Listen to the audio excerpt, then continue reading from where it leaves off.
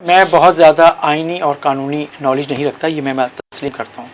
لیکن کیا آپ سمجھتے ہیں کہ ابھی جن کو 2 سال نہیں ہوئے ریٹائر ہوئے،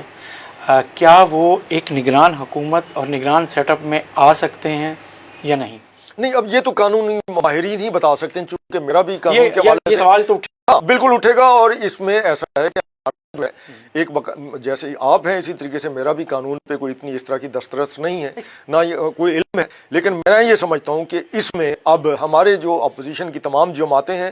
جو اس وقت ایک نقطے پر اکٹھی تھیں کہ ہم نے عمران خان کی حکومت ختم کرنی ہے، آپس میں ہمیشہ ایک دوسرے کے خلاف برسر پیکار رہی ہیں، اور اس میں پیپلز پارٹی ہو اور اس میں ہماری جو ہے مسلم لیگ نون ہو،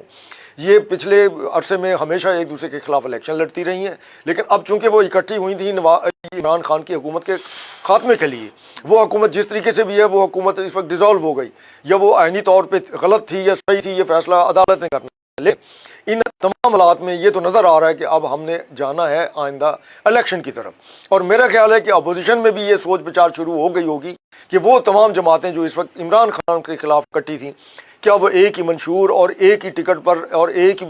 پرچم تلے اکٹھی ہو کے الیکشن میں جائیں گی اتحاد بنا کے، یا الگ الگ لڑیں گی؟ جس وقت وہ الگ الگ لڑیں گی تو آپ سوچ لیجئے کہ منظرنامہ کیا ہوگا، کیا پھر وہی ایک دوسرے کے اوپر الزام تراشی نہیں ہوگی؟ وہ تمام فتوے جو پہلے یہ سب ایک دوسرے کے اوپر لگاتے رہے ہیں، کیا وہ پھر نہیں لگائے جائیں گے؟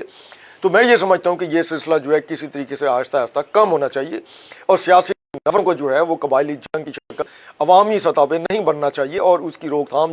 کی ذمہ داری جو ہے ہمارے تمام سیاسی اکابرین پہ ہے، لیڈران پہ ہے۔